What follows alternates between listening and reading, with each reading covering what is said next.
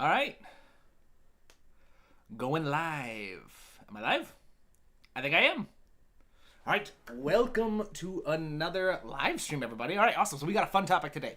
So had a lot of really good recommendations for today's topic, but the one that it came down to a tie in terms of what I wanted to do between discussing reharmonization strategies, so how to liven up chord progressions, and a kind of a deeper dive into writing with modal harmony. And the winner was chosen by poll on Instagram, and we are going to be doing a guide to modal harmony. Behold my beautiful slides. They're not that beautiful, but anyway, so this is what we're going to be talking about today. We're just going to learn about modal harmony. We're going to learn a bunch of really cool stuff. We're going to learn how to write with modal music, all kinds of cool stuff. So, welcome everybody. Welcome Alex. Let's go. I set myself an alarm to not miss this. Greetings from Germany. Awesome. Thank you. That makes me really excited. Just know that people are that excited about these streams. So thank you, Alex. And 23, what is up? Wonderful. Oh, wow. We got people all over the place now. All right, welcome everybody. So if you are new, welcome. If you are a regular face, welcome back. So the way we do these streams is the first half is going to be a music lesson. All right, today's topic is how to use modal harmony. All right, first half, I'm going to focus on that. I'm going to ignore most of the comments just because I have severe ADHD. And if I see the comments, I'm probably going to go off and start discussing all kind of stuff and going on tangents. But if you do have questions about what we're talking about, throw them in the comments. If it's a super chat, I'll address it right away. If not, no worries. I'm going to address it when the lesson is over. So with that, shall we dive in? All right, awesome. So these slides aren't really anything special. They're just basically kind of a guideline so you can follow some notes. But the first thing to understand is that the modes aren't really anything crazy or unique. They're just scales, all right? When people talk about the modes, they're typically referring to the 7 Greek modes or the 7 church modes or whatever you want to, whatever term you prefer to use. But these are all different scales that were very, very common before the rise of the major scale and the minor scale. So in terms of like how to learn all of them, one of the simplest and most common strategies you'll find is something called the relative scales. All right, and a relative scales, it's easy to remember. A relative scale, they're just scales that share the same notes, just in a different order. It's easy to remember because you can think of it as they're related to each other. All right, relative scales share the same DNA. All right, so we have, for example, Ionian, all right, which is C major. Ionian is just another name for the major scale. And we have C, D, E, F, G, A, B, and C. All right, the relative scales, you can start these notes on any individual note, say D. Then we get D Dorian. The next one is E Phrygian, etc., etc. They all have their own kind of personalities. And the reason why you'll often find them described as relative scales is it's an easy way to remember all of them. All right, so I like to use a little memory trick, the IDPLMAL. I don't particularly like modes anyway, lady. All right, it goes Ionian, Dorian, Phrygian, Lydian, Mixolydian, Aeolian, and Locrian. That'll take some time. If you really want to work with modal harmony, you'll probably want to memorize each of those. But this isn't exactly the most useful kind of information to work with, right? If you're working with just the same exact notes, it's kind of hard to hear what's the difference, for example, between Lydian and Ionian, if they're relative scales. They have all the same notes, right? So how do you make it sound different? And for this, we tend to work with something called parallel scales. All right, so I'm throwing a lot of music theory at you guys right now. But a parallel scale is another type of scale, like a way of grouping scales in a way that they are all kind of similar. In particular, a parallel scale is any group of scales that start on the same note, but they don't share identical notes. Now, this is important because this is where the modes are really most useful. For example, here we have C major. If we add one little note difference, F sharp, we get C Lydian. They both start on C, but C Lydian has F sharp. All right? And we're going to go into all kind of detail on why this is useful. All right, so first off, two of these that we should knock off right off the bat. Ionian is just the major scale. All right, C Ionian is the same exact thing as C major. All right, C Aeolian is the same thing as the C natural minor. All right, because if you want to find the natural minor scale from any major scale, you're going to take scale degree number 3, number 6, and number 7, and you're just going to drop all of them a half step. So if we go here, let's go into Cubase for a moment, shall we? Because we're not really doing much. I don't like reading just off slides. I like to give examples. So this is a really handy trick. If you ever want to create a minor scale, we'll start with a C major. If you want to take any major scale and you want to turn it into a natural minor scale, you're just going to find number 3, 1, 2, 3, 4, 5, 6, and 7. You're going to take all of these and just drop them half a step. Suddenly, C major became C minor.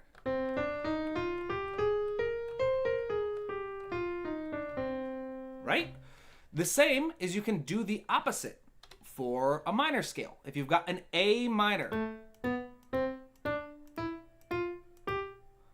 and you want to find A major, super simple. Number 3, number 6, and number 7. Boom! It's now A major. Right? Super simple. Now, all of this is important to know because it's very useful in understanding what makes the modes so unique. All right, so if Aeolian is our minor scale, natural minor, and Ionian is our major scale, suddenly we're noticing something really cool about the other modes. And in particular, that's just that 2 of them are almost identical to the major scale. They only have just 1 note difference. Lydian, this is C major. The only change is you took number 4 and you popped it up a half step. Mixolydian, you just took number 7, dropped it down. So again, if we go over here, this is our A major scale, right? If we want to go from A major to A Lydian, number 4, pop it up. Awesome. Suddenly you have A Lydian. And then it was... You can tell I'm not a very gifted piano player. But yeah, you just a 1 note difference. Now, if you wanted to take A major and turn it into A Mixolydian, find number 7. And we're just going to pop, drop it down 1 half step, and you have A Mixolydian. A, B, C sharp, D sharp, E, F sharp, G, and then A.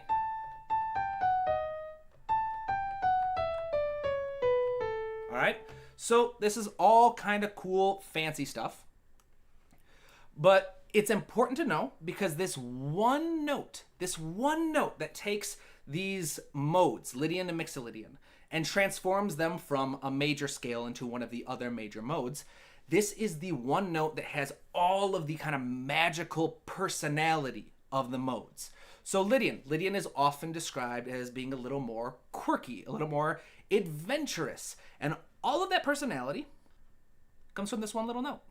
All right, for example, in C major, the first 2 chords are C major and then C minor, or D minor. But D minor has an F natural.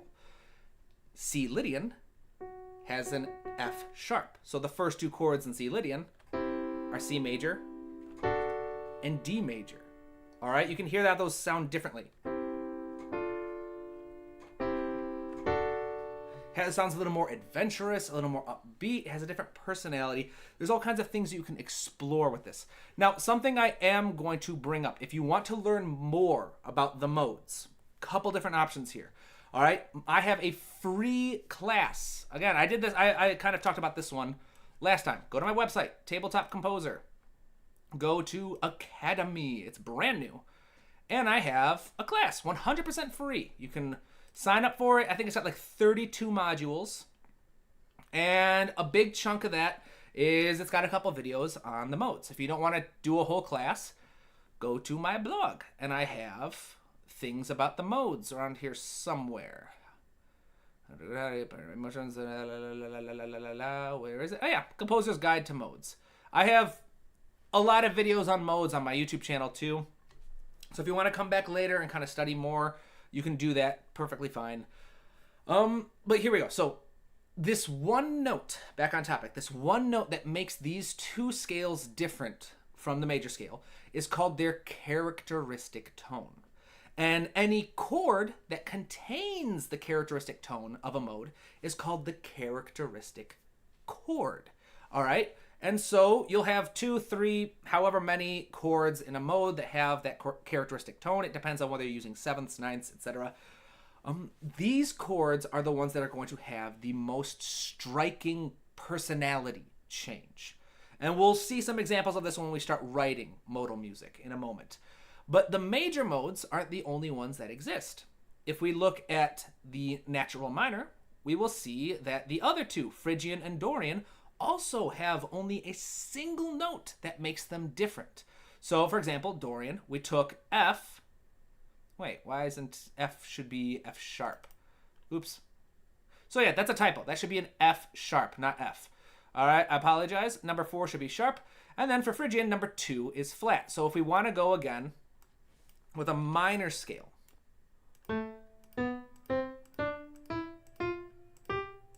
if you want to create a Dorian mode, you're going to find number 6.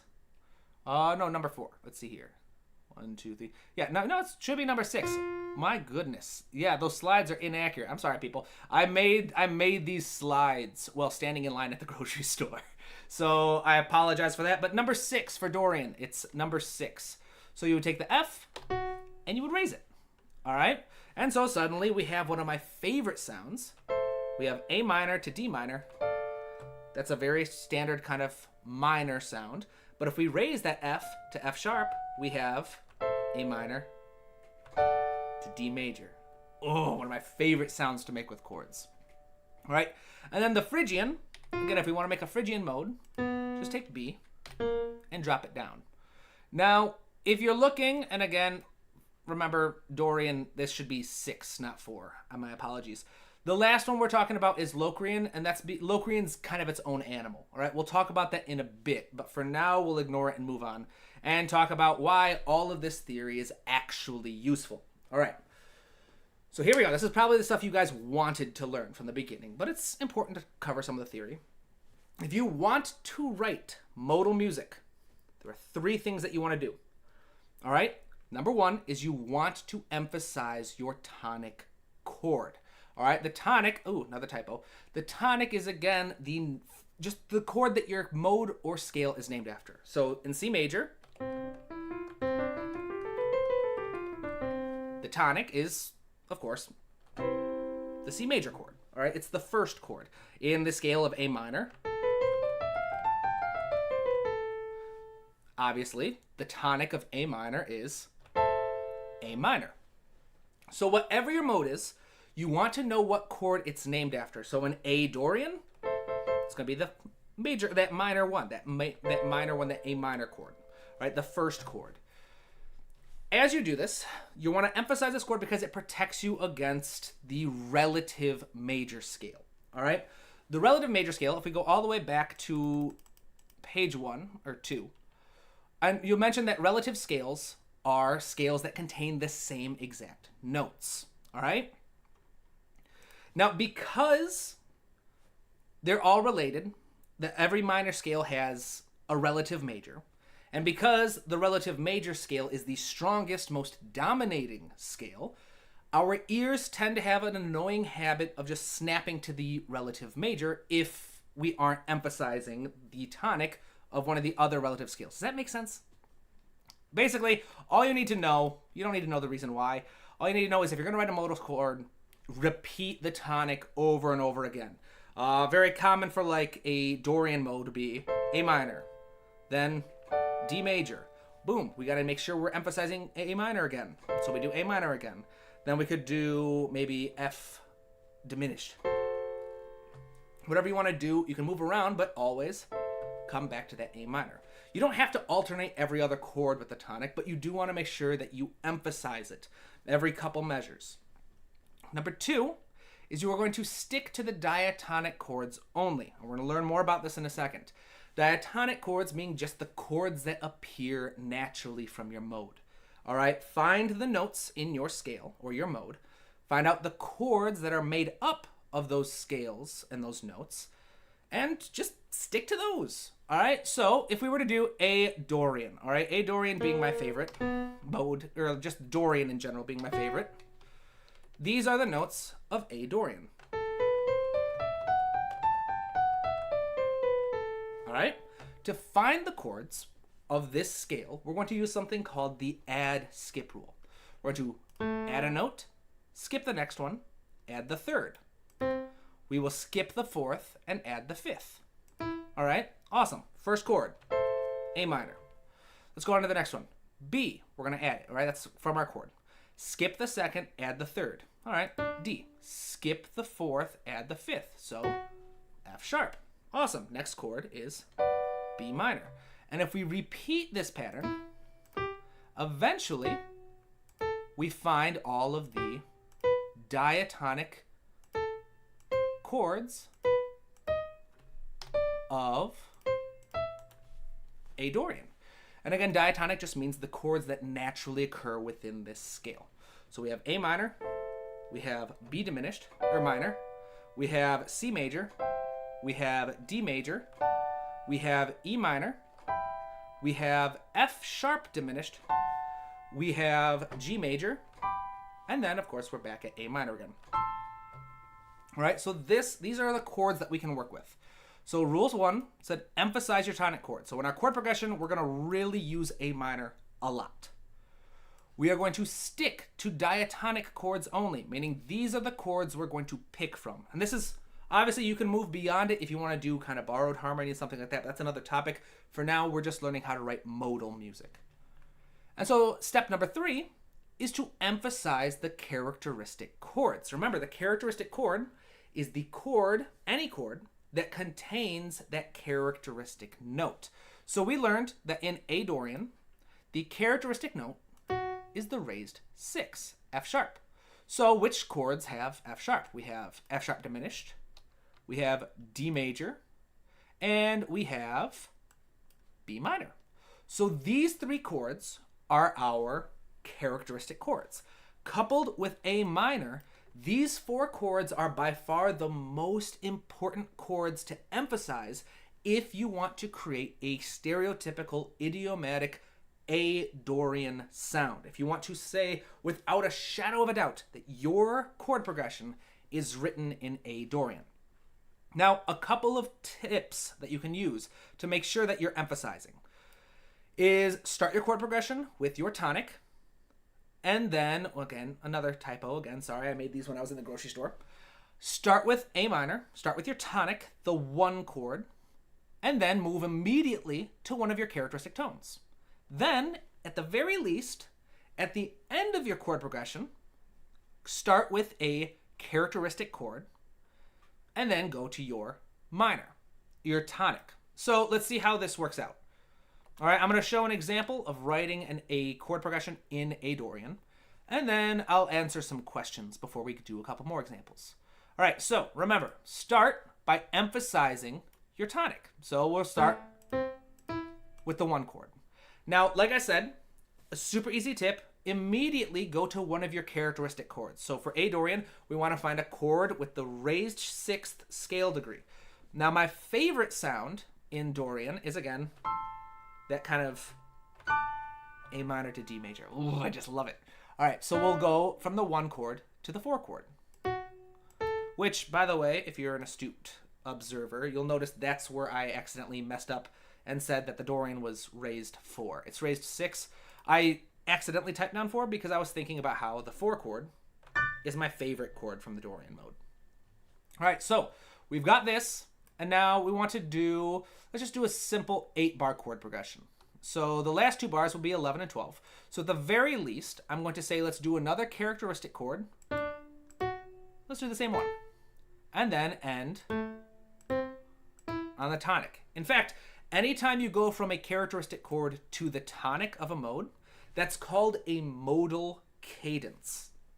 Anytime you want to add a cadence at the end of your chord progression, a modal cadence is a beautiful, awesome option that you can use to create that stereotypical sound. Beautiful way to end the chord progression. All right, so then we're just going to fill in the extra space.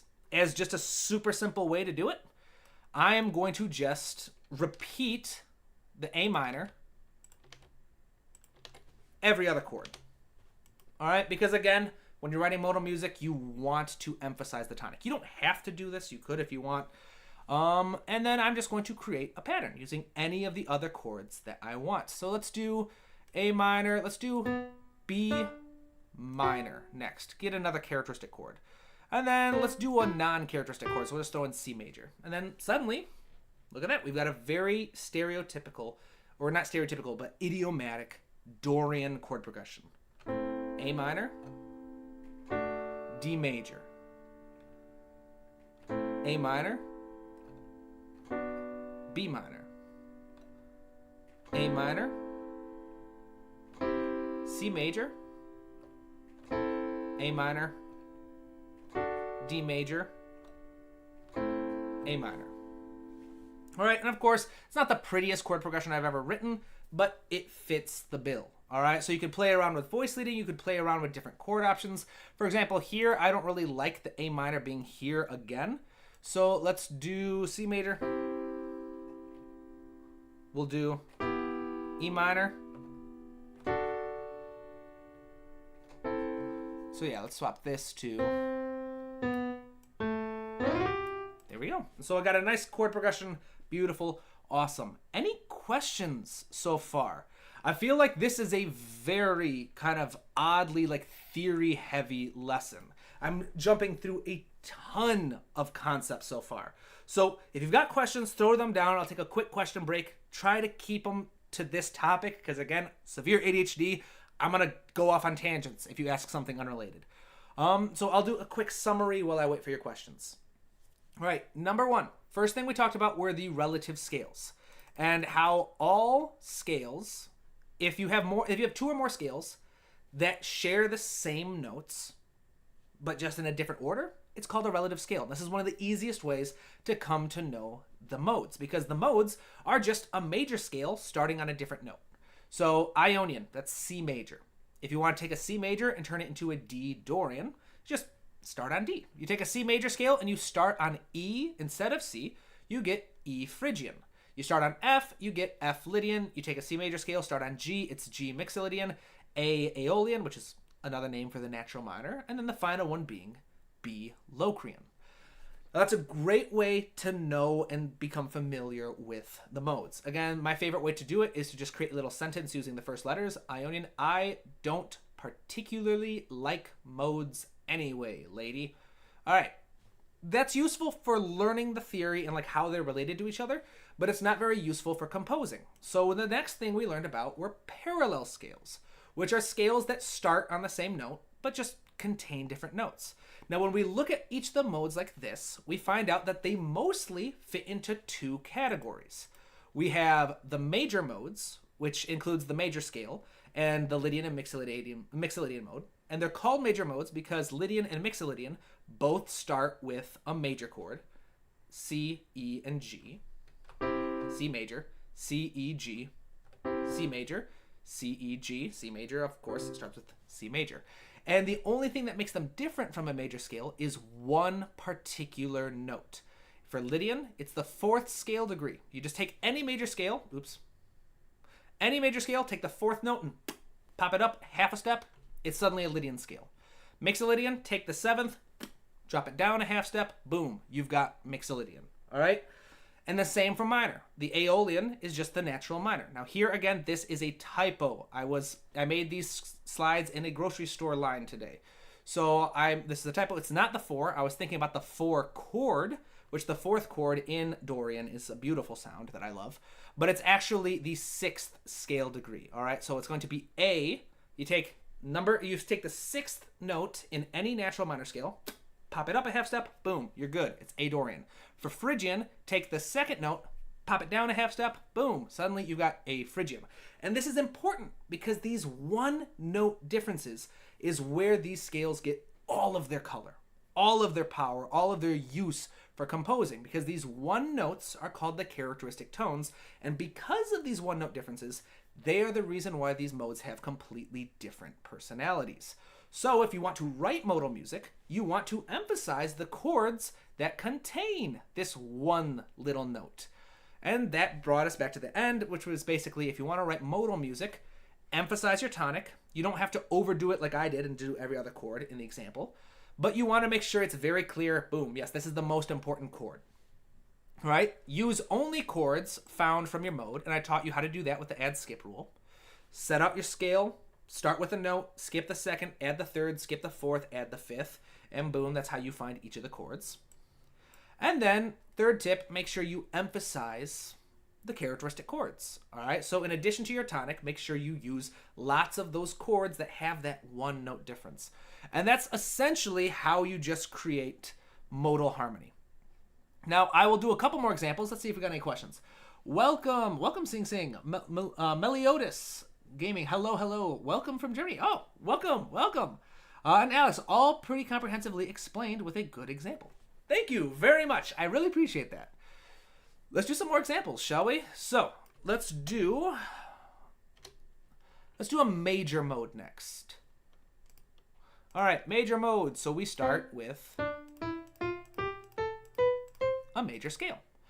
Let's do Lydian. Lydian is a very fun one. Like I said, it can be quirky, it can be adventurous, it's got all kinds of personalities. If you want to know what the stereotypical personalities of any mode is, quick Google search. Just look up what are the personalities or emotions of any of the modes. You'll find all kinds of lists. You'll find them on Reddit. You'll find them on blog posts, on Wikipedia. Every kind of places have them. I've got videos that discuss each of them. I have a blog post that discusses each of them. So go for that. But let's do Lydian. Now remember, Lydian, the only note that made any difference that turned a C major scale into a C Lydian was number 4. So 1, 2, 3, 4. All we're going to do, pop it up, half a step, boom. This is no longer C major. This is C Lydian. Let's find the chords that are diatonic to C Lydian, meaning the chords that belong and are built from this scale. So we add a note, skip the second, add the third. It's E. Skip the fourth, add the fifth. Boom. All right. First chord, C major. All right, next one, D. Skip the second, add the third. Skip the fourth, add the fifth. D major. And if we just keep this pattern going, we're going to find all the scales that are diatonic to E Lydian, or C Lydian. All right, so here we go. We got C Lydian. C major, D major, E minor, F sharp diminished, G major, A minor, B diminished, no, B minor, and C major. Now, you'll notice these, or if you have a sharp eye, you'll notice that these are the same exact chords that we had in A Dorian. All right? If we took all of this and we just rearranged the order,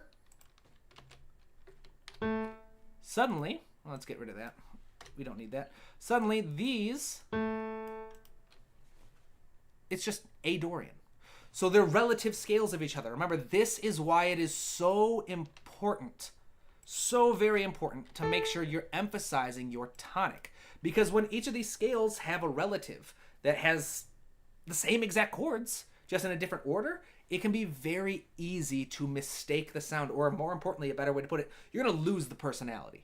All right? If you're trying to write in C Mixolydian, but you don't emphasize C major and you accidentally emphasize A minor instead, you're not going to get the C Lydian, not Mixolydian, Lydian sound. You're going to get A Dorian. All right? So your personality is going to get all messed up because the modes are very, very weak. They are so very weak because we don't hear them very often. Our ears don't know how to listen to the modes as effectively as, say, a major key or a minor key. And there's a whole bunch of reasons about that. I won't dive too deeply into it right here. But for the sake of this lesson, that's why it's so very important to emphasize your one chord. So Let's first identify all of the chords. B minor, F sharp diminished, D major. Again, same exact chords from A Dorian. It's just we are now emphasizing C major instead of A minor. So to create our chord progression, let's do C major. Start right off the bat with the tonic, the one chord, the chord that is named after, and then let's just characteristic chord. So then from here, let's do another 8-bar chord progression. We will end. We pick another characteristic chord. Let's do B minor this time. Let's swap things up. We'll do it in inversion. And then we will do down to C major again. And again, this isn't voice-led. Let's bring that down. None of this is voice-led, not yet. So then we've got our start, we've got our finish. Let's just fill in the gaps, shall we? So let's just do, let's say E minor. Then let's do B minor, F sharp, D, and then back down to C major. All right, we want to emphasize C major. All right, so another way, if you don't want to do every other chord, a good way to emphasize the tonic is that every 4 chords should at least be the tonic. That way, if it's like a 4-bar chord progression plus another 4-bar chord progression, you're starting both of those mini chord progressions with the tonic. Does that make sense? All right, so then it's just a matter of filling in this space. Let's do D major, and we've got our Lydian chord progression.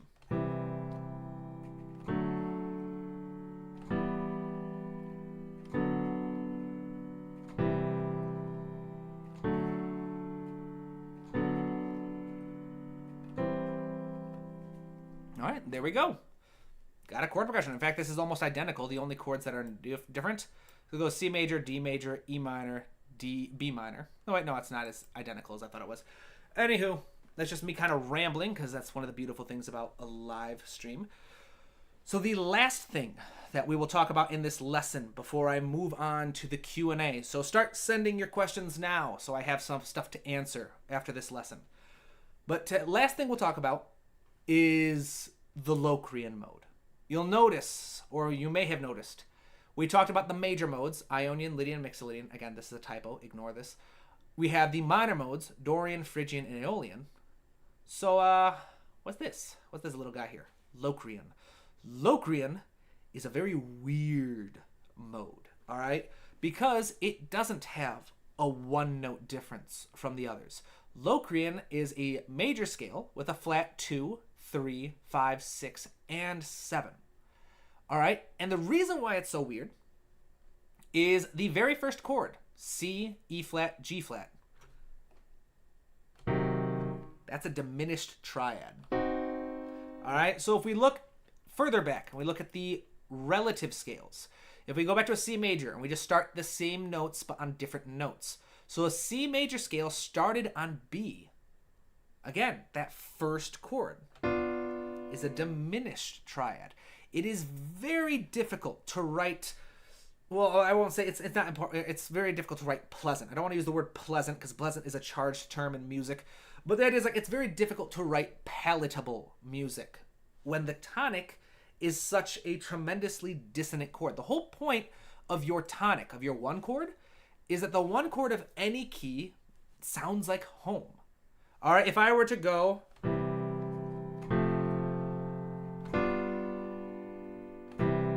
that was horribly voice-led, but C major, F major, G major, you sound at home when you get back to C major. If we do A minor,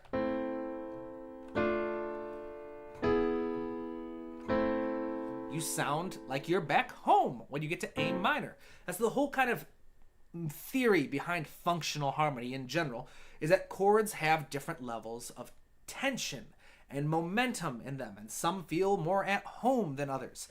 This doesn't sound like it's at home. If I do this, it wants to go up. It wants to resolve home to C major. So the Locrian mode is right off the bat very difficult to work with because your home contains so much dissonance. All right, so we go, again, C major scale that starts on B. We follow our add skip rule to find all the chords. We have all the chords of B Locrian. Another tricky part about working with Locrian, there's no one single characteristic tone. So if we go back to this slide, you'll see all of these have one note that makes them unique. The minor ones have one note that makes them unique compared to the major scale. So Lydian is a major mode. The only note that makes it different from a major scale is the raised fourth. Mixolydian, the only note that makes it not a major scale is the lowered seventh. For the minor scales, again, for like the fifth time, this is a typo. Ignore this. It's not a sharp 4, it's a sharp 6. All right? Sharp 6 for Dorian. The only note that keeps Dorian from being a natural minor scale is the 6th scale degree that's raised. A natural in C Dorian, but it's A flat in C minor. In Phrygian, that one note difference is D flat. It's the lowered 2nd scale degree. Locrian, this thing's all over the place. All right, so compared to the minor, it has a lowered 2nd. It has a lowered 4th. And it has, two different notes, D and G flat. So lowered 2 and lowered 4. Compared to the major, it's got a 2, 4, 6, 5, 6, and 7 that are all lowered. So there's no one characteristic tone. So there's no one note that can give it its personality, which makes it very difficult to work with that strategy we talked about. So for Locrian, unfortunately, your only real strategy is to just emphasize the tonic. All right, emphasize this one chord. Keep coming back to it over and over again and just try to come up with something in between, right? Find some pattern to help you create the chord progression. And this becomes very difficult for a lot of people because it sounds so counterintuitive to what we're used to in music. And it's going to sound crunchy. So let's make a chord progression, shall we? B diminished. We'll start with the tonic. So then to create something that's that's another thing. If you're going to write in the Locrian, please, please, please never use the 2 chord. All right, you can, but never go 1, 2. Why? Because that sounds like a major scale. The Locrian is the weakest of the 7 modes. And by the weakest, I just mean it's the hardest to hear as a mode. It's the hardest to hear as something separate from the major scale. The major scale is like a black hole that wants to suck in all other harmony. The only harmony that can do a decent job of staying away and not sounding like a major scale is the minor key. And by extension, some of the minor modes. But either way, Locrian is the weakest. It's the most likely to jump back in. So for the love of all that is musical, avoid the 2 chord unless you know what you're doing and you've been doing this for a while. All right? You can experiment with it, but we'll go with that. And then, of course, to end our chord progression, we will end on that as well. So just a quick, easy pattern I'm going to do is I'm just going to make sure all of my chords contain a B. Because, again, that emphasizes the tonic of our scale. So G major has a B. Let's go back to B diminished. What other chords have a B? We have E minor. Then let's do G major again. B diminished. And then, let's see. I don't have to do all of these, but I'll just stick to it again. I'll do... and then B diminished. And let's see. Again, this is going to sound weird because we're not used to Locrian harmony, but technically this is a Locrian chord progression. B diminished. G major. B diminished. E minor. G major. B diminished. G major, B diminished. All right, and again, it doesn't sound like it's restful. It doesn't sound like it's ending because this triad right here, the diminished triad, has so much dissonance, and it's because, I didn't explain, B and F. That's a tritone, and the tritone in functional harmony is at the center of resolution. All right? That super satisfying cadence sounds satisfying because G, B, D, F, it has the tritone that resolves inward. The B diminished to C major sounds so satisfying because, again, it's resolving inward. So that's a bunch of cool nerdy stuff. This has been a very brief, well, not too brief, but hopefully useful dive into modal harmony. Again, if you want to learn more, if you want to do a deeper dive into modal harmony and cool stuff like that, tabletopcomposer.com, Academy. And boom, this class right here, Music Theory and Harmony, 100% free. Even look down here. See? They're under here. Price free. You can sign up, just show up, sign in with Google, create an account. Again, you'll never be charged for anything that's part of the Academy. I do have stuff that if you want to show support, you can buy books. You can sign up for my Emotions in Music class. You can sign up for private lessons. You can even just donate if you like what I do. You can also do all that stuff on YouTube. You can do super chats. You can do thank yous or join the YouTube page or what. There's all kinds of stuff. But yeah, so all that to say, the Academy is 100% free. 4 classes, 1 on harmony, 1 on melody, and 2 on arranging and orchestration. Check it out. It's been a dream of mine to host free classes for a long time. You'll learn a lot about modal harmony. Another option that I mentioned earlier, I've got a blog post about modal harmony. I got lots of cool blog posts. All right, you want to learn how to write a requiem? I got you. All right, I got a video about that. I got a blog post and a video about that. You want to learn about nostalgic writing music? You want to write good motifs? You want to learn about chords and emotions and how music and emotions are related? Check out my blogs. It's cool stuff, right? Counterpoint? Yeah. I know a lot of you want to learn about counterpoint. Check that stuff out. How chords portray emotion. This is the biggest blog post by far. But right here, The Composer's Guide to Modes. Check it out. I got lots of videos on YouTube too. And yeah, sales pitch done. Should we do the Q&A now? All right, awesome. So I am relinquishing myself from staying on topic. All right, I have avoided the Q&A specifically for that because, again, if you're just joining or you're new to the channel, I have severe ADHD, so I go on tangents. And now the rest of the stream is dedicated to tangents and answering your questions. All right, Alex, what's with chord extensions? Ooh, good question. So chord extensions. In fact, let's actually just go back to this. So you know how I talked about chords, like the add skip rule, all right, and how you can use that to find the diatonic chords? Chord extensions are just what happens if you keep going. So we added 1, skipped 2, added 3. We skipped 4, added 5. So what if we skip? Say 6, and then add 7. All right, then what if we skipped 8 and added 9? Then what if we skipped 11 and added, or 10 and added 11? And then what if we skipped G and added A, number 13? These are all of the add skips you can go. If you were to continue, we just find ourselves right back at C. So an extended chord is a chord that uses some or more of these notes. Now, not all of them are available. So let's mute these so that they look different. If we take these top 3 and we drop them an octave, you'll notice it's just the whole scale. So this is a chord scale. A chord scale is anytime you take a chord and all of its extensions and you spell out the scale like a chord. All right, I'm sure there's someone would argue with that definition, but it's a very simple, bare bones definition. You can go deeper and find more details, but that's basically all we need to work with for now. Now, what makes some less useful than others is if we look at each of these chords. So we'll stick with this.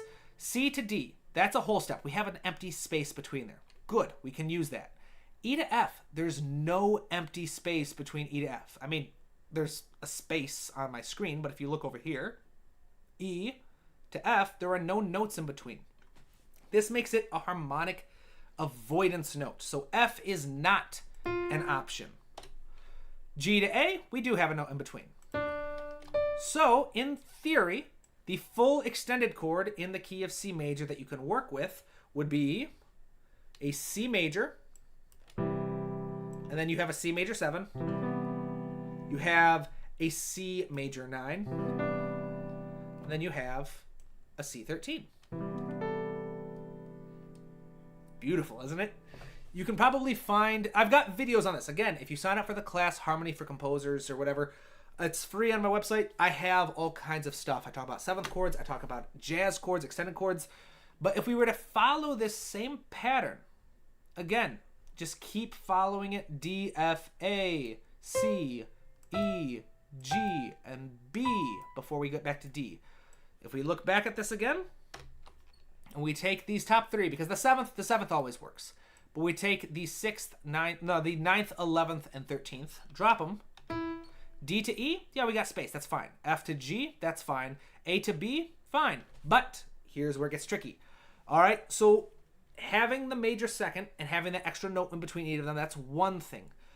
But you also don't want to form a tritone with the third. All right, the third of a chord is the most important note of your chord, because the third is what actually names the chord. So G major, all right? G, B, D. But if we take this and drop it down, we have G minor.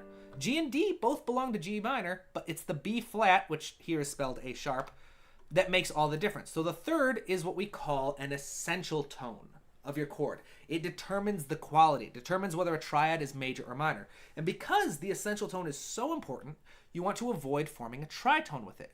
Since the third in D minor is F, and we've got up here, the 11th, or no, that's the 13th, isn't it?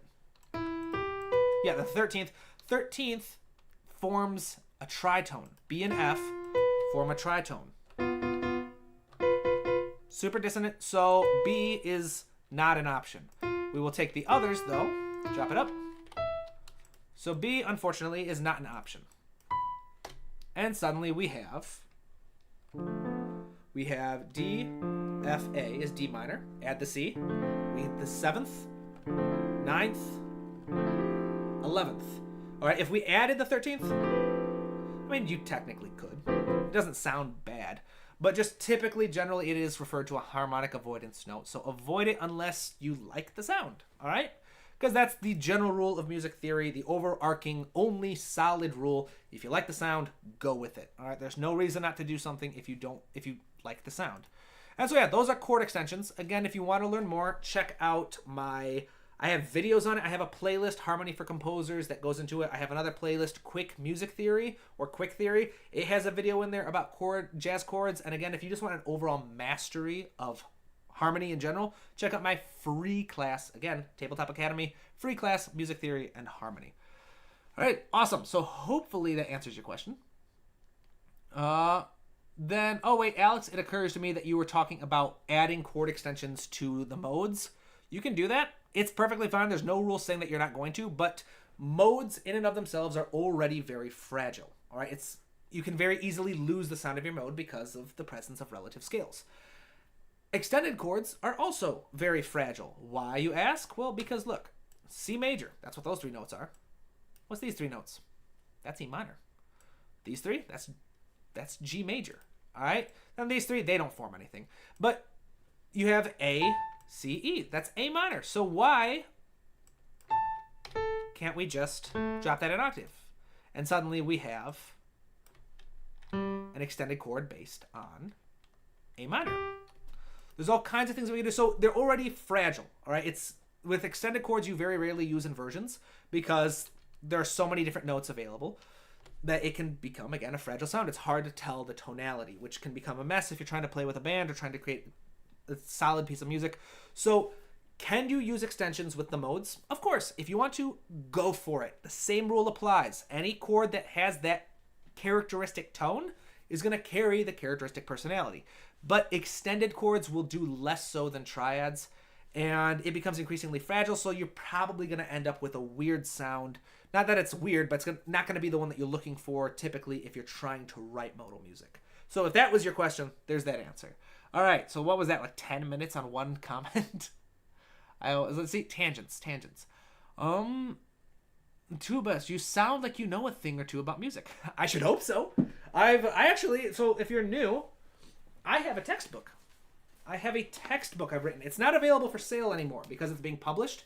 This is like, what is this? How many pages? It's gotten longer. So yeah, it's like a 400-page textbook that goes A to Z composing music. All right, you start out not knowing anything. It's aimed for beginners. It teaches you, like, if you don't even know how to make a scale or how to make chords or you don't know anything about music theory, That's chapter 1, and by the final chapter, you're arranging for orchestra and making your MIDI mock-ups sound realistic. So all of that to say, it's a bit of a brag. But yeah, I like to think I'm very passionate about this. I like to think that I know a thing or two, which is kind of funny. I got a comment yesterday from a hater who said something about how I don't know what I'm talking about and how I have a long way to learn about music theory. I'm like, all right. I mean, I agree. There's always more to learn, but I don't know. It's kind of weird. Yeah. Anyways, yeah, I love this stuff. So I do think I knew a bit. I should hope so, at least. Alex, can you use sus chords to create more CTCs? Don't get sus chords yet. Yeah, of course. Again, sus chords are going to sound a bit differently. Like, they're not something that's frequently used with the modes, but go for it. So a sus chord, hopefully this will help. We talked about the add, skip rule. That's how you get your chords. A sus chord just breaks that pattern. All right, so we said we added the first, skipped the second, added the third, skipped the fourth, added the fifth. That's how we got C, E, and G. A sus chord basically says, no. We'll keep the 1 and we'll keep the 5, but let's not use the 3. Let's use either the 4 or let's use the 2, which again creates a tremendous amount of dissonance. This chord right here, the C sus 2. It's called sus 2 because you use the second instead of the third. Where does that want to go? It wants to go to the tertian harmony. It wants to go to the original chord. If you were to do a 4, again, it wants to resolve. So if you want to learn more, talking about stuff, if you want to learn more about how to apply sus chords effectively, I do have a video and a playlist, or not a video, and a blog post. All right. How to write requiems. How to write a requiem. This is kind of funny because I actually just got hired to compose a requiem. I'm going to be releasing a video about orchestration down the line where I'm orchestrating a requiem that I'm composing right now. An actual requiem, not just requiem style. So watch this video, A to Z. It'll show you how to use requiem style music, dark, dramatic choir.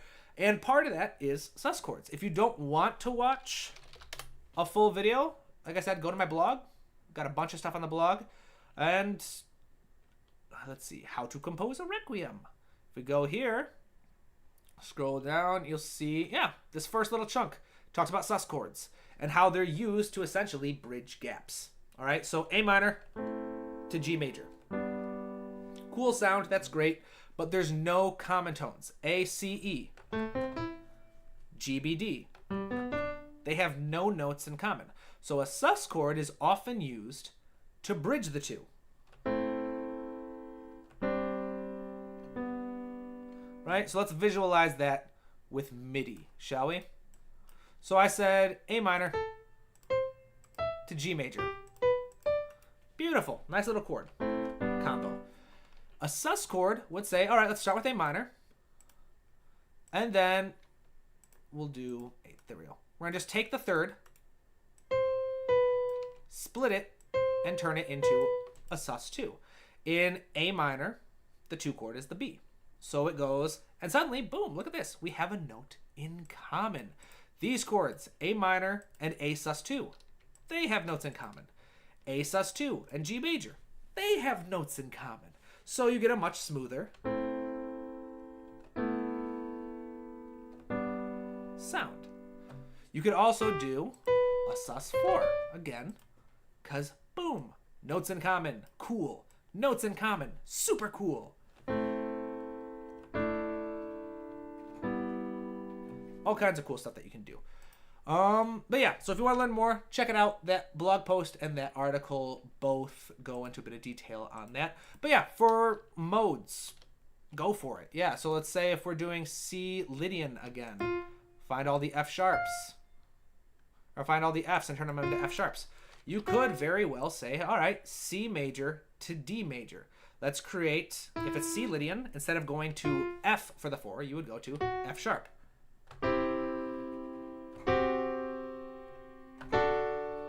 It works. It's crunchy. Sus chords are always crunchy. But yeah, you can definitely play around with it. Good question. Let's see here. Let's see. 3D sock. Functional harmony has chords pointing towards other chords that they have more momentum to. It is usually framed in Lydian, but would it be framed the relative in other? Would it be framed the relatively in other relative modes? Let's see. 3D sock. Let me read that again.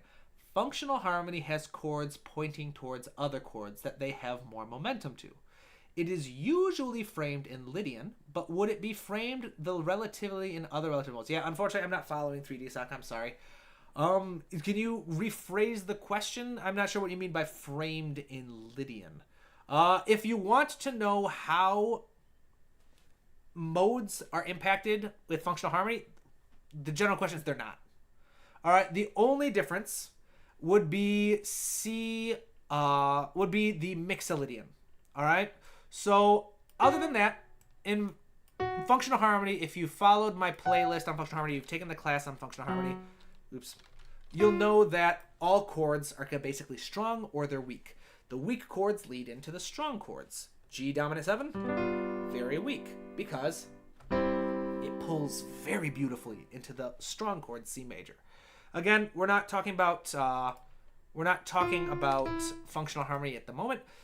But the reason why I bring it up is in almost every case, barring Locrian, all of the characteristic chords, they start off as weak chords and just remain weak chords. So you don't need to worry about it. It just doesn't impact functional harmony at all. The only one where it does get impacted is Mixolydian, in which case the 3 chord in C major, or in any major, is typically a tonic functioning chord. And here, it's not. And so you could make the argument that it transforms the tonic functioning chord of 3, the strong function of the 3 chord, into something that's weaker. But in general, it doesn't have that big of an impact. The major scale is such a powerhouse in terms of harmonic context. It's such a powerful scale in terms of it sounds the way we want it to sound. And we can just kind of do crazy stuff and it still sounds good. That it doesn't impact at all. So in general, the way I've always taught it, the way I was taught by my teachers, is that modal harmony doesn't really impact functional harmony. The only thing where you really want to worry about it is about cadences. How do you create a cadence? I talked about that. Anytime you take a modal chord, a characteristic chord, and follow it by the tonic, that's a modal cadence. So, boom, there you go. So hopefully that helps. So hopefully I tried to answer that 3D sock. So I hope that answers your question. Let's see. Free will. What about C major 7 in this scale? C major 7. Which scale? It would be this 2, but it has a B in it, right? Unfortunately, I can't remember which scale I was doing for that one. It has an A flat in it. I'm not sure. So yeah, sorry, Free will. Which one were you talking about? Hopefully I answered the question. If not, just give me some more context. Sorry. Like I said, you must have asked us while I was talking about something, and I get on tangents. So I apologize for not being able to follow up. Let's see here. Let's see. Soran. Oh, thank you guys. I'm seeing all the love coming in. I'm seeing all the likes. Thank you. I appreciate it. Soraya El Moda, I just found your channel. Thank you for all very informative video lessons. My pleasure. I love doing this. I really do. You guys, this, like, Friday evenings at 3 are like the highlight of my work week. Because I just love getting on here and just chatting with all of you and answering your questions about music theory. Because I do. I geek out about music theory. I love this stuff. And I don't have a lot of people in my life that like to geek out about music theory. I have other musicians, but none of them are big music theory nerds and stuff. Nothing wrong with that. I love talking music with them no matter what.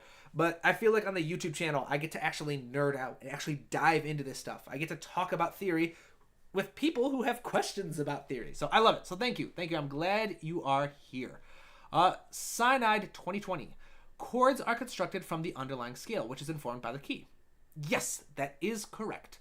I would say, but the key itself, let's see here. So cyanide, chords are constructed from the underlying scale, which is informed by the key. The scale and the key, those are very often the same thing. The key is just basically, the key is two things. The key tends to be, no, it's just the one thing. The key is the scale that basically your music is based on.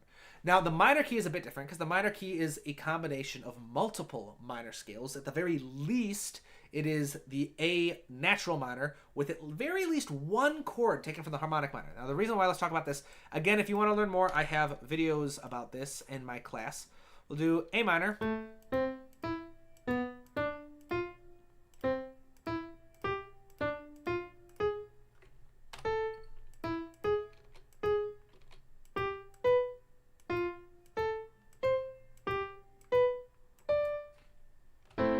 So then that's the 7th, and then just because it's going to bother me if I don't do it, A minor. All right, this is A natural minor. Now, this is A Aeolian. All right, so the only difference between A Aeolian and the minor key, at the very least, you need to have at least one G sharp.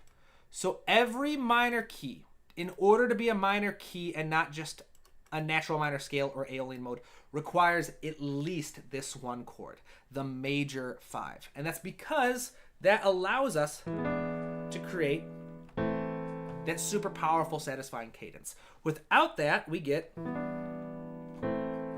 which is only slightly weaker, but it's not as powerful, all right? We don't have the functional tritone with the 7, all right? Because again, if we were to conclude this, G to D, that's a perfect 5th. G sharp to D is a tritone. And like I said, the tritone is at the center of all perfect cadences. And again, that's a whole nother topic. That was just me kind of going on a tangent about why not how the minor key is different from a minor scale. But for the most part, anytime you talk about the key, it's going to just be the scale that you're working with. Going out of key just means that you're moving with notes outside of that scale that your music is based on. And of course, this is all just depends on whether you're writing tonal music in the first place. Tonal music means that you're writing music with a tonal center. You're writing music with a key. Atonal music is just music that doesn't do that, and that's perfectly fine. So it's all about just like one way to do it and the ways that you like. That was a tangent. Raven Phil, not a question, but you could go into modal mixture, which I think is the most useful concept about modes and songwriting. Yes, I could. And modal mixture is basically just anytime you take one of those characteristic chords and bring it in. So if you were writing almost entirely in A minor, but then you just brought in a Dorian chord, like a D major in there, that's fine. Again, one of the easiest ways to do it is to just take a chord in your chord progression and just change the quality. The reason why I did not talk about modal mixture in this video, and I can talk about it in future videos because that's another topic, is the specific question I got for this lesson that targeted this whole lesson was someone sent me a message. It was either a comment or a message, or someone asked me about writing strictly modal music, because I do have lots of videos on modal mixture. In fact, if you ever want to, I've got, like I said, my playlist Quick Theory has multiple videos on modes. My playlist modes, like modal harmony for composers, has a video on modes, and each of those talk about modal mixture, about borrowing chords. That's a great way to use the modes. But today's lesson was just how do you actually stick to just one mode? How do you write music that's just in one definite mode? But yeah, so if you want to learn more, again, check out the playlist, and who knows, maybe I can do more videos on this. Yeah, I love geeking out about music theory. Let's see here. So yeah, modal mixture, again, at the end of the day, modal mixture is most common type. You're just writing in a major key or a minor key. All right, you're writing music as usual, and then at some point you just decide, all right, this is a minor key. I'm just going to borrow a chord from the parallel Dorian or the parallel Phrygian. Or if you're writing in a major key, you're like, I'm just going to borrow from the parallel Lydian or the parallel mixed Lydian. I'm just going to take one chord from there. So we're not writing the entire thing in a one mode, but at least for one chord, you decided to sneak in one of those characteristic tones, right? And that's the gist of it. Let's see here. So, for example, dang it, now you got me on a, okay, who asked this question? All right, it wasn't a question. Okay, Raven Phil, you got me on a tangent again. You can't get me started on something. I'm going to keep going, but I mean, this is what you wanted me to do. So, I guess I'm not angry. I'm just more like, always on a tangent. I'm always on tangents. All right, so let's just do a very simple chord progression. Super stereotypical. We got the 1, the 4, got the 5, and then the 1 again. So, modal mixture would say, yeah, this is in C major. All right? And in fact, actually, let's change this, because it'll be easier. It'll be a better example if I have 2 copies. All right, so we'll do C major, D minor, F major, and then C major. All right, so modal mixture says this is in the key of C major, right? And so for just one chord, I'm just gonna sneak in a characteristic tone. Right? It says D minor. All right, I want to be naughty. I want to do something cool and out of key. I want to be like the rebel. I'm going to take F, raise it. So now this chord doesn't come from C major because C major does not have F sharp, but C Lydian does, which we just learned about. Over here, it goes back to F natural, so we're back in C major. But at least for this one glorious little chord, we went out of key. That is modal mixture. So C major, D major, F minor, C major. All right? And that's modal mixture. Start with a regular chord progression and then just find somewhere where you're like, you know what? I want to go out of key. I want to do something modal just for a split second here or there. And boom, you got it. All right, awesome. I can't believe... no, I can't remember what I was going to say. I can't believe. Let's see here. Anthony, where 1, 4, and 5, 7 are the primary chords of the Ionian major, is there a set of primary chords for the other 6 modes? Oh yeah, the primary chords for any mode, that's exactly what we just talked about. The primary chords for every mode is going to be your 1, and then all of your characteristic chords. Those are the primary chords. If you really wanted to, you could write an entire chord progression using just the characteristic chords and the target tones. If you wanted to simplify it down further, so again, let's do, I gotta stop deleting this. We'll do A minor,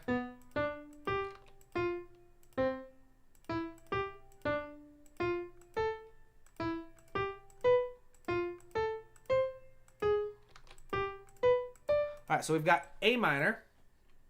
I'm going to hate myself if I don't finish that. All right, we got A natural minor. All right, to create A Dorian, we're going to find all the F sharps. Let's delete the repetition. Remember, A Dorian, to take any natural minor scale and turn it into a Dorian, you take number 6. You just pop, raise it. Let's find the other Fs. So with the characteristic, the most kind of definitive chords of your mode, you want to have your 1 and then all of the chords that contain this characteristic tone. But there's one of these characteristic tones in every mode that's going to be a diminished chord. All right? So if you're really picky, you can just say, I'm ignoring that one. I don't want to mess with diminished chords. In which case, your most important chords are now just your tonic and the 2 remaining triads that have that one characteristic chord. And so that's what I would say, that is the equivalent of the 1, 4, and 5. Hopefully that helps. Soraya, where can I buy your book? Okay, so unfortunately, the book is no longer available. I had it available for like a month on my website. But it's being published now, and the publishers are taking their sweet time with it. I'll tell you that much. Ugh, it's annoying. But there's publishing it, so I can't sell it as an ebook anymore, unfortunately, just because I don't want to get in trouble with my publishers. So if you do, though, I have other books available. All right, so I have Bookshop. I have nothing about music theory, but so here's what I would say. If you want to learn about music theory, go to the Academy. These 4 classes, harmony first, then melody, orchestration 1, orchestration 2. You take these, they cover a lot of the material in my textbook. Not all of it, but a lot of it. All right, so these 4 classes, I can very confidently say, these 4 classes, I made these classes with the goal in mind that you're going to have everything you need to go from a beginner to intermediate composer with just these 4 classes. That is assuming you take your time and actually master the material. So if you want to learn music theory, take my classes, 100% free, all right? If you want to learn why I do this, go to About Tabletop Academy. I'll tell you my tale of woe, the reason why I was forced out of music school because I was too poor to afford the tuition, and how that put a chip on my shoulder, how I always kind of angry at music education for being so frickin', I said frick, not the F word, YouTube, do not penalize me, for being so, expensive. And so my way of rebelling against that is just trying to make a free music school of sorts. If you want to learn more, again, about, I have my goals and the 3 different phases I want to take. Phase 3 being I want to turn it into an actual fully accredited school with lots of options like certificate programs, diplomas, all that kind of cool stuff. But for now, just simple phase 1. Check it out. You'll learn all you need about music theory here. And then if you're looking for more advanced stuff, I have a book on portraying emotions with music. This is unique. For those of you who don't know, for those of you who are new, I actually don't have a degree in music. I started a degree in music, but never finished because, again, I was too broke and couldn't afford the tuition, so they kicked me out. They said, be gone with you. But no, yeah, I have a master's degree in social work. I went to school to be a therapist, which is not what a lot of people think I was doing. But yeah, so yeah, I have a degree in basically to be a therapist. And so I have a very unique understanding of why music actually portrays emotions. I've talked about it in lots of ways. I've got blog posts on it. I've got videos where I've talked about it, but I have a very unique understanding in terms of the music community in why human beings experience emotions in the first place, and more importantly for us, why music actually evokes emotions. It's because music can personify the 3 pillars of emotion, right? The 3 pillars of emotion being valence, how good or bad an emotion is, size, or how overwhelming the emotion is, and energy, how invigorating or draining an emotion is. So those are 3 things music is really good at. Music is really good at determining how bright or dark it is. Valence. Music is really good at controlling how big it is. Music is very good at controlling how much energy it contains. And if you figure out, if you understand how those are all related, how to control it, you can portray any emotion with your music. All right, it's very kind of simple and straightforward. My book is available. The class is unfortunately no longer going to be available moving forward. I apologize. It might still be available as a go at your own go at your own pace. But the days of me teaching like online lessons and like lectures and stuff, unfortunately, that's going to come to an end just because I'm not getting enough students signing up to make it worth the extra time, especially when I'm getting more and more soundtracks that I'm being hired to compose. And so my schedule is coming down. It's being much more tight. And so I'm just emphasizing private lessons moving forward. But you can still get the book in the bookshop. All right. So I've got a book on emotions. I've got a book on orchestra, like on spotting films. This one here, I had a very flattering review, like a message from someone who told me that this book in particular was like a religious experience because they told me that it just changed their perspective on what music does. This book, I would not describe it as a religious experience, but I'm really cool that someone else did. This book is basically my whole approach into why music can portray characters, why it can portray story worlds, and why it can bring emotions to life.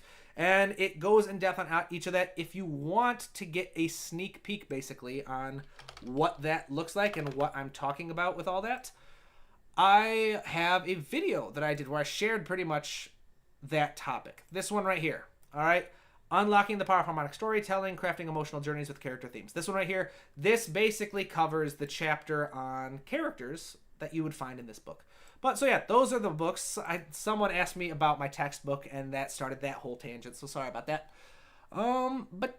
Yes. So all that to say that unfortunately, my textbook is not available, but you can find all that other stuff, free classes, and then if you want to buy more advanced stuff, that's there. All right, let's see here. Let's see, extended chords, literally just extended play. Oh, let's see, where can I buy your book? Let's say sign-eyed. Extended chords literally just extend the played chords in the next register, 1 octave up. So the note found at the second position of the register you're in will be the 9th. Exactly, pretty much. But why are the notes in common? We're asking rhetorically. Oh, all right. So yeah, I'm not following the question, but you said it's a rhetorical question, so probably don't need me to answer. Awesome. But yeah, so sign-eyed, yeah, you nailed that on the head. Extended chords are basically just taking the notes that you skipped, bumping them up an octave, and so you get these beautiful kind of, let's do F major. A lot of people refer to them as Ghibli chords or Ghibli chords, however you pronounce it, because those are the chords very commonly used in films like Spirited Away. And The Boy and the Heron, which, I loved that movie. The soundtrack's amazing. Let's see. Alex, Steven, you are amazing. Haters are evidence for that. Thank you. I agree. I actually get excited about haters because haters get more comments, and YouTube loves it when people are fighting under my videos. All this free stuff you are sharing and planning to share is unbelievable. Plus, I feel like your teaching style is really thoughtful for newcomers. Thank you very much, Alex. I really do appreciate that. It really gets me excited and makes me feel vindicated that so many people find me helpful. That's really what I want to do. I have had such a horrific experience trying to learn music. I was rejected from almost every music school I ever applied to. And then when I finally did get accepted into my dream school after years of trying, I had to drop out after less than a year because I couldn't afford it. So it's been a horrific experience. So much of this has been having to figure it out through textbooks and videos and teaching myself. And so I'm very passionate about sharing the information with other people and trying to take down those walls that kept me from learning it so that other people can have an easier time of getting it.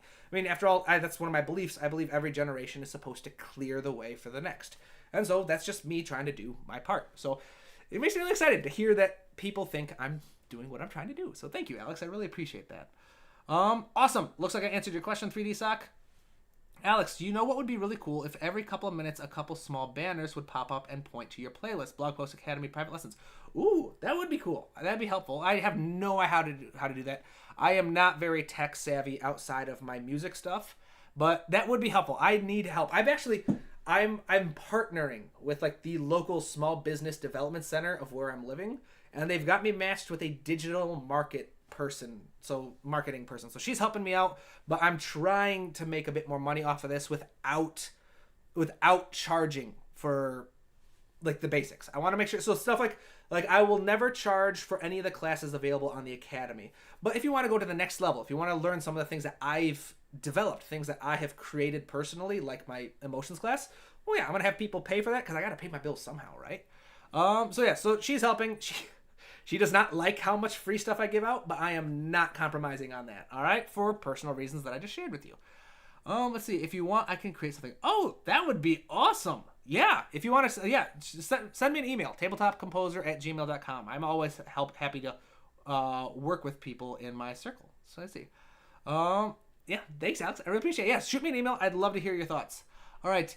Nitram. If we agree that the natural minor requires 5 dominant 7 to function as a key, then everything, any mode can be a key, not only major or minor. Oh yeah, any mode can be a key. So like I said, any of the modes can be a key. The key is basically nothing more than just the scale you emphasize in. When I said that the A minor requires a 5 dominant 7, my main thing is that's the difference. All right, that's the difference between the Aeolian key or mode that you write in versus the minor key. All right, the minor key that you know is the minor key, that's the difference. In order to take A natural minor and have it be an A minor key instead of an A Aeolian key or whatever, yeah, you need to add that. That's the difference. That's how you make them different from each other. But yeah, any mode, any scale can basically be a tonal center or key. Polarity music. Can you do modal progressions with one key center? Oh, modal progressions with one key center. Yeah, definitely. So I think that's what I basically just did with Locrian, right? So if you want to do modal progressions, yeah, you can borrow all over the place, just as long as... It was actually Claude Debussy, the impressionistic composer, was a huge pioneer of establishing a tonal center through sheer repetition. So he'd go all over the place, explore different modes, explore different keys, just like not staying within one key for any sense of the word, but he would repeat one note over and over and over again. Ooh, that was loud. Would repeat one note over and over and over again, and that's how he established the tonal... Stop it. That's how it established the tonal center. Yeah, I talked to my computer. That's how you establish the tonal center, just through sheer repetition.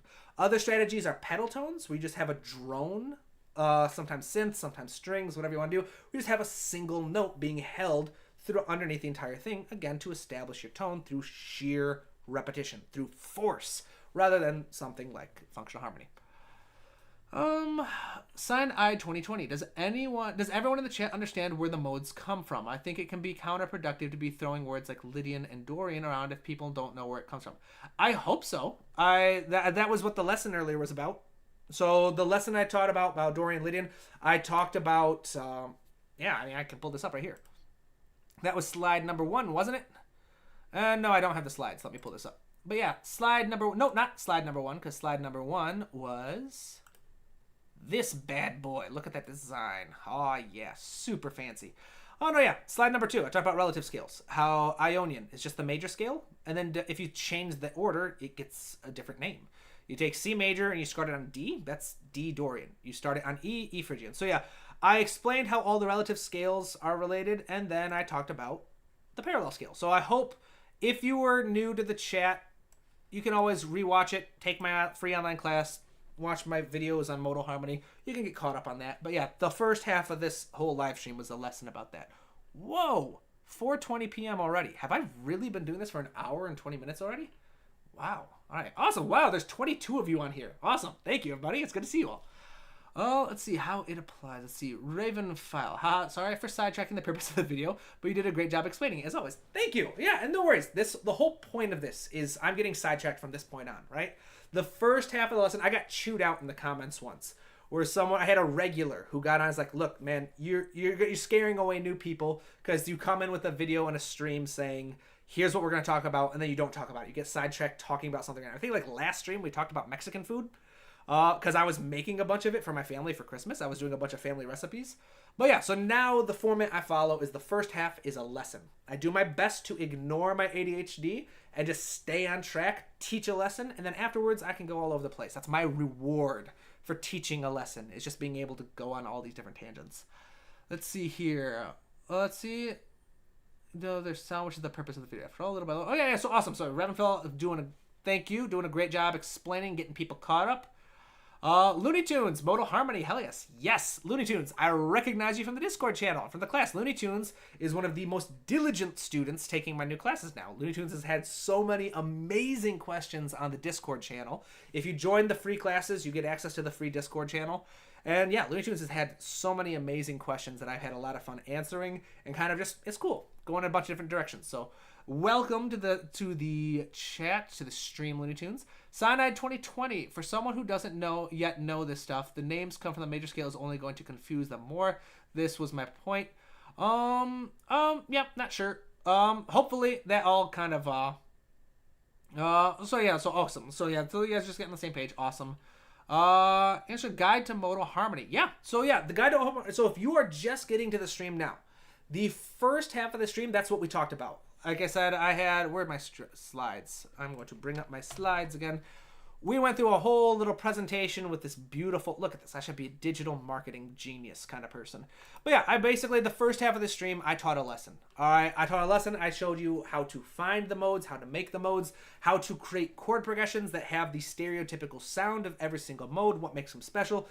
Huge kind of like dive into everything you needed to know about modal harmony.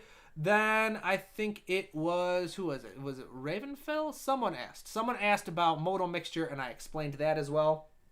So yeah, so the first half, the lesson, if you want to come back or just rewind, you can do that. That's fine too. But that was the whole lesson. At this point, I'm just kind of rewarding myself by going on tangents. Let's see here. Okay, Invasion. I have a question. Tabletop. What is it that seems like I make better music when I lay down the melody beforehand the chords? Okay, so you're asking, why does it sound like you make better music when you put the melody first and then the chords? I don't know. It's different for every person. So personally, my musical language is harmony. All right? And that's because that's what I was most obsessed with when I started writing music. I, like many young composers when I first started learning, was convinced that harmony was the secret to emotion in music, which it does. It plays a big part. I won't deny it. But as I've gotten more experience, I found out there's more to it than just that. But because of that, my obsession was just mastering harmony. So a lot of my studies have been based in harmony. So for me, my approach 9 times out of 10 is harmony first. Now, that's not always the case. Like 9 times out of 10, I write a chord progression and then build a melody on top. And that's just how I work. But for example, this one right here, let's do new project, Kyrie, What Mercies 4. This is part of the new soundtrack that I'm composing. I just got this okayed. I wrote the melody first because I had lyrics. I was given lyrics and told, this is the first act of the Requiem. I need this text set to word. So with the word lyrics, first thing I did is I came up with the structure, which is super weird. I've never done that first. But I came up with the structure. I looked at the lyrics and said, all right, so these lyrics, this is like section A. These lyrics, this is section B. This audio file is a horrible little thing of me singing the lyrics. because I sent this, which was the melody plus the chords, plus me singing the lyrics. I sent that to the boss man, and he okayed it. He said it's awesome. He's super excited. I'm super excited. Step 2 is going to be orchestrating this whole thing. But all of that to say, for this piece, I started structure first from the lyrics, then I wrote the melody for the lyrics, and then I harmonized it.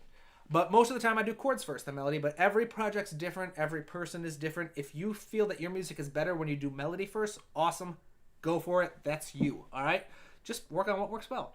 Eierstinetram, I don't know. I think it says harmony in the title, motherly harmony maybe. Mastering modal harmony. Yeah, so yeah, that's the title. The title of the live stream is Mastering Modal Harmony, because that's what today's lesson was about. But the lesson's over at this point if you're joining. Lesson's over. You can always come back and rewatch it. At this point, we're just doing a Q&A. Let's see. Alex, where can we find music that you made us? Show us your singing. All right, so I don't want to share this singing because this was me singing like close to midnight last night when I did it. But, I mean, maybe I could show it to you guys. If you want to hear my singing, I just got done. I am not a performer by any sense of the word. But I did for 20,000 because I think like 2 years ago in a live stream, someone named Tamashi, or the user name with Tamashi, asked about my singing voice. And I didn't want to sing on stream, so I said, hey, at 20,000 subscribers, I'll do it. Thinking, that's a long way away. No one will remember, but Tamashi remembered. And Tamashi reminded me every stream since. And so here, if you want to hear my singing voice, this is a video of me doing a cover that I was forced to do against my will. No, I enjoyed it. It was fun. And the reason why that brought up is that was my instrument of choice. I got into Berklee with an audition for vocal performance.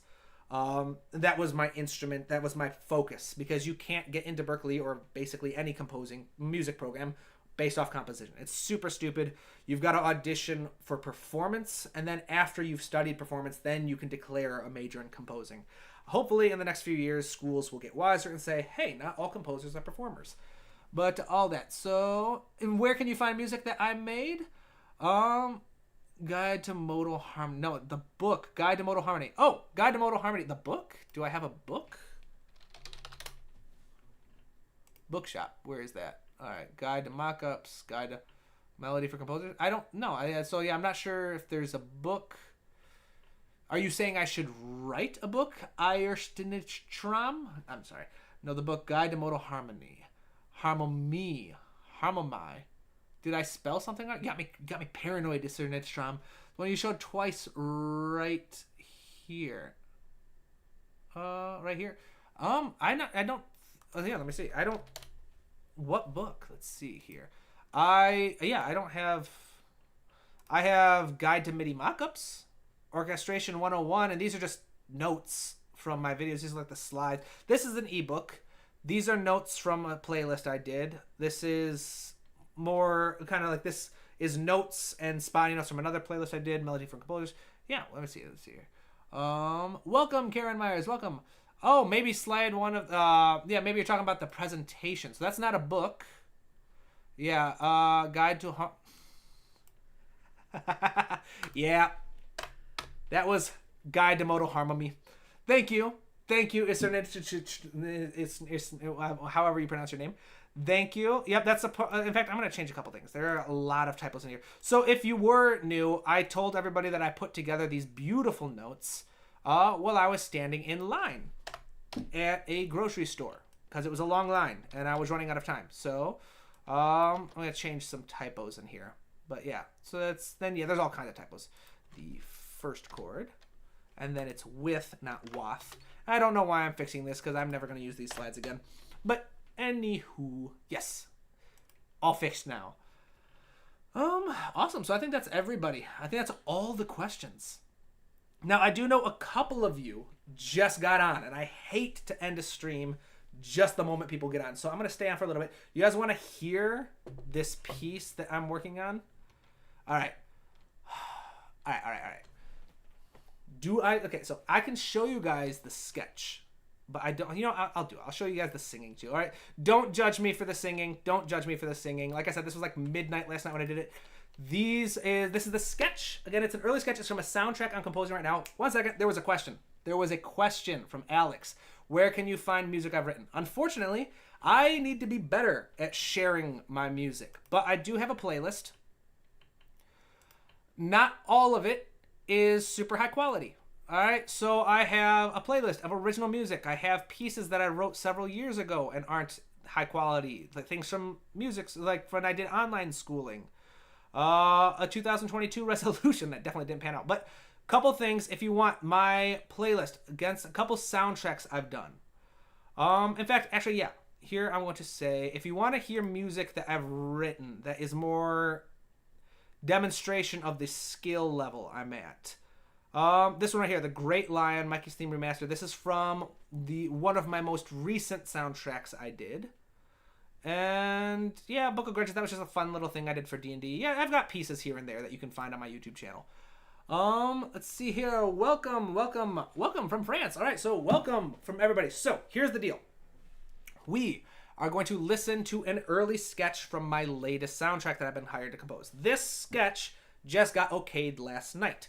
Why are we listening to a very, very early sketch that just got okayed last night?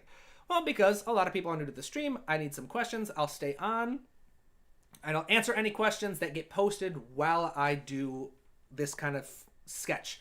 You listen to it. If you got questions about music, questions about anything, post it in the comments. I will answer them. But after that, once I've reached the end of the questions, we're done. All right, we're calling it a day. This stream has gone very long compared to usual. So, yes, little backstory. This is the opening song to a requiem. All right, the requiem, the opening move of a requiem is called the Kyrie. All right, it has specific lyrics. It's a prayer. It goes Kyrie eleison, Lord have mercy. Christe eleison, Christ have mercy. Kyrie eleison, Lord have mercy. Right? It's a prayer asking for forgiveness and praising for the merciful nature of God. Then there are a couple of lines written from an original poem for the project I'm scoring. And so all of this was basically me setting the words to music. And around midnight last night, sending a sketch to my boss and getting it okayed. So from here, this is an early sketch. I'm going to be orchestrating it moving later today. I'm going to start orchestrating it. So this is me stalling because I don't like sharing early works. But let's just go, shall we? All right. Don't judge. Well, first, don't judge me. Here we go.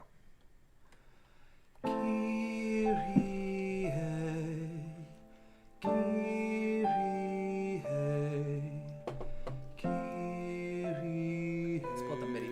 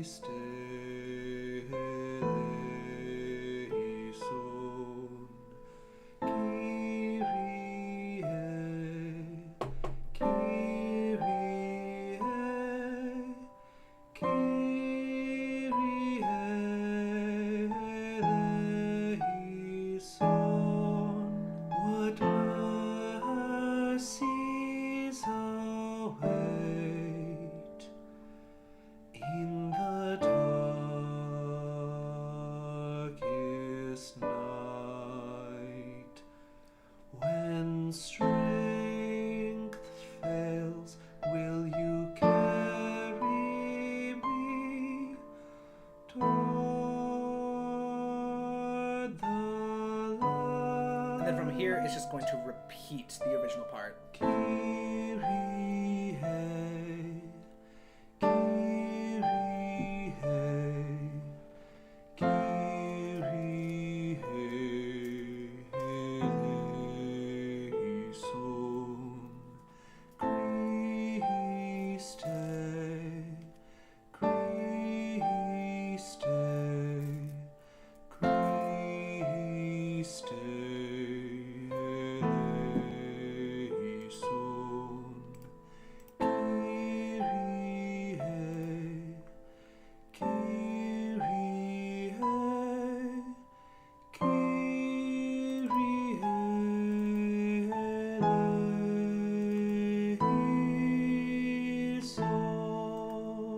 So super simple sketch. Literally chords, piano melody, and then just me singing so he could...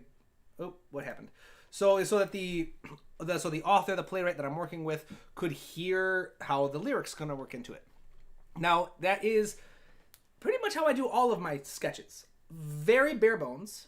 I send the basic idea to my collaborator, make sure that they approve of it before I spend a bunch of work orchestrating it. So the next step is I need to orchestrate this for a full choir, a full orchestra, and a couple of very specific instruments like tubular bells. So a lot of the work that goes into this is, you'll see these are the original lyrics I was given. And I was told by the playwright I had some freedom in how I arranged a lot of it. I took a couple lines from the script to remind me of what the context of the scene was. And then I had like a 2-hour-long meeting with the playwright, Darius, about what he wants for the different parts. What's the story? What's the inspiration and all of that. And then just kind of, I did a bunch of notes. So you can see 5 pages of notes of just analysis that I did before I started writing this. I met with the author, the playwright, to see what his inspiration for the story was, what his meaning and intention for the lyrics were, and what the vibe and emotion was necessary for the scene. And I also met with a local Catholic priest, because this is a requiem. The requiem is traditionally a Catholic Latin funeral mass, and that it ties into the story. The story specifically calls for a requiem being written throughout the story as it progresses. Now, requiems have since become a more secular kind of concert music approach, but the text still comes from, oops, one second, no, YouTube tells me it's going to start an ad. I don't want to start an ad. So I'm going to skip that. But yeah, so the requiem, a lot of the text, the Kyrie eleison, Christe eleison, Kyrie eleison, that is from the Latin requiem from the Catholic Mass. So I met with a local priest who's a huge history buff, a huge musician nerd and stuff. He was really cool. It was really nice meeting with him. And he basically walked me through each of the movements of the requiem. He walked me through the prayers. He talked about their history. He talked about their translation. He talked about the intention behind them. All of this because I wanted context. And this is a kind of a running theme I've always shared about film scoring when all the lessons I teach about it is film composers need to be storytellers. And if you want to write music that feels like part of your story, you need to take the time to get to know your story. Howard Shore, very famous for taking months and months to study every little source of inspiration he could before he wrote the music for Lord of the Rings. Because the more you know about your story, the more sources of inspiration you have for your music. So yeah, I always start with a huge kind of research binge. I spend a lot of time talking with my collaborators, learn about what their interpretation, what their intention for the story is, and their intention for the music. And then in this case, I often do, like, if there's historical precedents, I try to meet with experts in the area. And so yeah, this has been a lot of fun, kind of learning more about requiems and stuff. Let's see here, always, let's see here. Let's see here. Okay, so where are we? Let's see, where are we? Okay, there's a lot of people showing. So which version of this is Cubase 9.5 Pro? Let's see here. Any questions about music theory? I want to stream through this. Any resolutions for New Year's? Not yet. Not that I know of. I'm sure I'll have something. Cyanide 2020, I just reviewed the beginning of the stream. What I saw only reinforced my cause for concern. Again, for those who don't know, saying something like, to get a minor scale from a major scale, just drop. The second, third, and, not fifth, second, third, and sixth by half step will only confuse them because it doesn't tell them why that's being done. It seems completely arbitrary. Why a half step?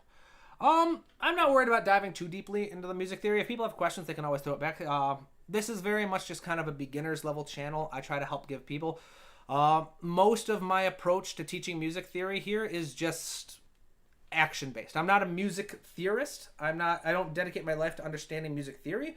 I'm a composer. So I understand music theory. I study music theory as far as I find it useful to just compose. If people want to learn a lot more about music theory, there are very highly qualified YouTubers who can teach them more theory-based stuff. But for me, it's always just about application and stuff. This is not complicated because the differences will be all half steps. Not always. Great sketch. Thank you very much. How do we know what to do that's isn't discussed? I don't know. If people got questions, they can answer. I ask, let's see here. From a diatonic framework, always anyways info about modes. I think even everyone's grandma knows by now. It's everywhere. All right, awesome. So we getting people into arguments. That's fine. Keep it civil, guys. Let's, I like having arguments on my channel because that drives the algorithm. Comments are comments. YouTube doesn't care how am I. But let's try to keep it civil. So far, people are being kind. They're being civil. Nothing worried. So I'm proud of you guys. It's fine to have discourse. Nabishin77 sounds quite mournful, which is not a bad thing. Exactly. That's the point of this particular story. So requiems can have all kinds of moods. Some of them are rejoiceful. Some of them are very tragic. Some of them are very doom and gloom. It depends on the intention for the character. But this one definitely, or like the composer, I mean. But this one, for the backstory of the story in the play, it's supposed to be very dark for this opening one. It gets brighter, but it needs to start off doom and gloom and mournful. So I'm glad you got that vibe. And it's going to be more so once I start actually orchestrating it and not just sketch. Alex, do you plan to launch community challenges? For example, give notes for a character so everyone can use some of your lessons and then listen to some of them on stream for feedback. I'm not against it. So you're thinking about doing something like Ryan Leach? Ryan Leach does a bunch of that stuff. It could be fun. Yeah, I'd be down for it. If people are interested in community challenges, let me know in comments. Let me know in this video. Let me know what you guys want to do. I think it sounds like fun. I could talk about, we could do like characters. We could do probably not scenes because YouTube would get me in trouble if I took clips from movies. Okay, so Tanuki, what is your first step when coming to orchestrate this later? That is a very good question. I have 4 basic steps, and I am going to do a longer video. As I orchestrate this, I'm going to turn it into a video and explain everything. Step number 1 for me is structure and sound palette. All right, so, just structure. All right, so I sketch the idea, and I just get it super simple like this. Piano, like melody, and chords. And I order everything in the structure I want. Step 2, I figure out my sound palette, so the instruments I want to use, and the playing techniques I want to use. And I assign just... I think that's it. Basically, I find the sounds I want. Then step number 3 is I assign the basics. No, I map it. That's so soundtrack and map it. So I map the structure. I find out where the climax of the music is. I figure out how that looks, and then I go section by section. Does this need to grow in size? Does it need to get darker or brighter? Does it need to do energy? But I make a plan for what my music needs to accomplish throughout the full structure. Then step 3, I just start assigning the principal instruments. So what's the most important melody? What's the most important instrument for the melody of each section? What's the most important instrument for the bass line, etc., etc. Then step 4 is fine tuning. Now that was a very quick overview. Like I said, I will be dropping a longer video that will go in depth, in detail on all of that. But if you don't want to wait for that, guess what? I think you know what I'm going to show you. Tabletop Academy. Yay! Awesome. This class, Orchestration 2, Fundamental Arranging Techniques. The last module goes very in-depth in my approach for arranging music. All right, no stone unturned. It'll go in depth on everything. You can check it out. Completely 100% free class. All 4 of these are. Sign up, check it out, and you can learn there if you don't want to wait for the video. Let's see here. Where is everything? All right, so people having a conversation, discussion. That's awesome. Let's see here. Feedback. Let's see here. Do you explain to watch? Okay, that's awesome. Let's all right. Do you take notes while composing? Oh, I take lots of notes while composing. I am a very note-taking person. Let me show you something. Leo's Requiem. That is the soundtrack I'm working on. I've only written one thing so far. I've only sketched one thing so far, and these are all the different things of notes. I've got a to-do list of things I want to do. I've got a sound palette I've designed. I've got the script that I'm working with so far. It's going to get adapted. It always does. I've got the lyrics for each movement of the Requiem. I've got this file, which is one I just showed you, where I dive specifically into Act 1 or Movement 1 of the Requiem. I have a list of all the music I need to write, and then I have notes from a meeting I had with the playwright. And as I have more meetings, I'll add more notes. I am the note-takingest thing, or whatever it is, like the most note-takingest thing, or whatever. I take lots of notes. It's just how I work. I know some composers who don't. Some composers don't like taking notes. They think it weighs them down. Me, I view myself as a storyteller first, who just happens to tell stories with music. The playwright I'm working with told me in our meeting yesterday that that's his favorite thing about working with me, is that I have such a storytelling focused lens. Howard Shore. I've got a book on the back shelf that's over 300 pages long that contains notes and details all about Howard Shore's music and how he wrote the soundtrack. So he takes lots of notes. Everybody's got their own little approach. Let's see here. More conversations, more discourse. Wonderful. Stay friendly, people. a very emotional note, not note. Yeah, so Invasion, very emotional melody right there. Thank you very much. Yes, like I said, early. It's gonna get a lot better, but I'm glad people like it. Let's see here. Facts. All right, so more conversation. How long have I been composing on Cubase? Ever since I started. All right, ever since I think like I first started writing music in 2018. Before then, I didn't know a lick of music theory. I didn't know anything. I just knew I wanted to be a composer. So in 2018, I had no idea what a DAW was. I just knew I needed one, or I had been told I needed one. So all I did is I Googled, what DAW does Hans Zimmer use? And then I found out he used Cubase. So I went out, I used my student discount because I was in grad school to be a therapist at the time. I was like, all right, this is what I'm doing. I had a student discount. I had a nice job at the time, so I just bought it, and I've been using it ever since. It's an older version, Cubase 9.5 Pro. I've never felt the need to upgrade. I probably should eventually, but I know this version of Cubase very well, and it does everything that I have ever asked it to do. So yeah, I get comments every once in a while how old it is and stuff. I don't care. It works. It writes the music I need it to do. Let's see here. And tell the video is mashing modal harmony. I don't think you can get mad at the presenter for not starting with the ABC. Alright, so that's more discourse. So you think, okay.